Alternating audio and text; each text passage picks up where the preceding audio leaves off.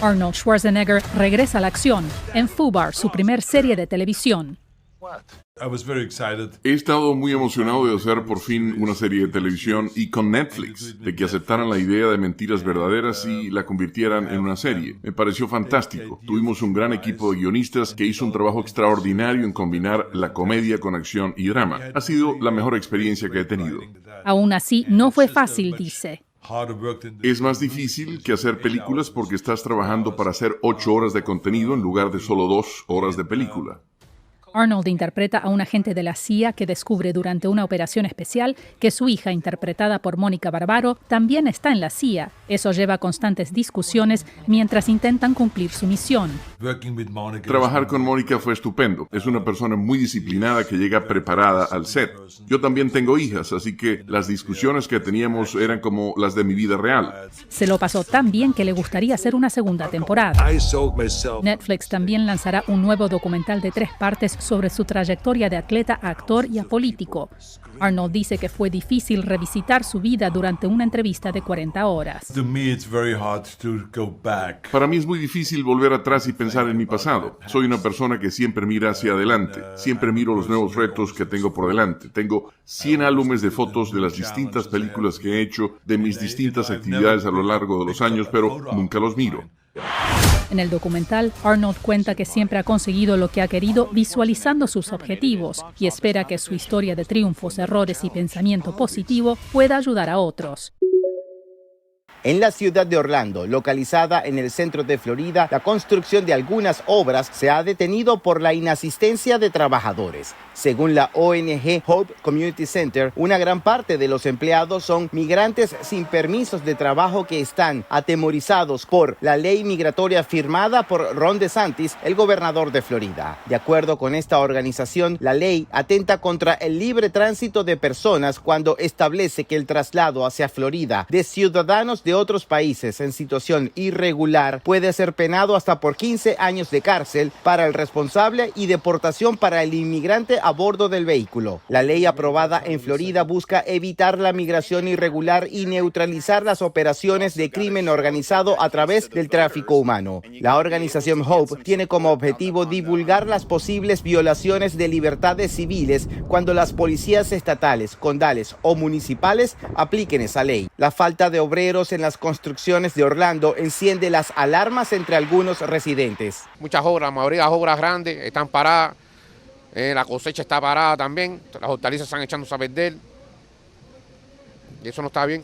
Otros expresan preocupación por el posible impacto sobre la economía nacional estadounidense. Florida, Orlando, porque todo la comida empieza por la siembra y si no hay siembra, no hay comida, ¿entiendes?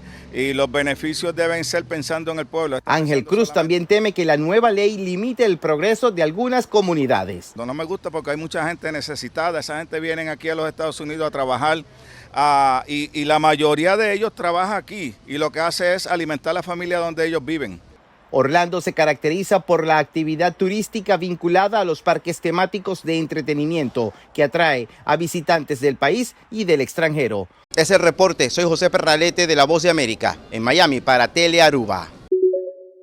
Nicaragua firmó con Bielorrusia 3 acuerdos con el propósito de fortalecer sus relaciones. Entre los convenios se contemplan créditos para las exportaciones nicaragüenses y cooperación de Minsk a la educación de Nicaragua. El presidente de Bielorrusia expresó sus intenciones al reunirse con el canciller de Nicaragua. Tomemos, por ejemplo, a Cuba, Venezuela y otros estados latinoamericanos con los que tenemos relaciones políticas, comerciales y económicas muy estrechas. Creo que debemos seguir el mismo camino en nuestras relaciones con Nicaragua. Aunque Bielorrusia no aparece en los datos oficiales como uno de los principales socios comerciales de Nicaragua, el canciller Denis Moncada aspira a mejorar el comercio y la cooperación. Señor presidente, compañero, amigo, camarada. Señor presidente, amigo, camarada, queremos reiterar el compromiso del comandante Daniel Ortega y la compañera Rosario. Estamos convencidos que estos lazos nos darán proyección, precisamente en la política internacional.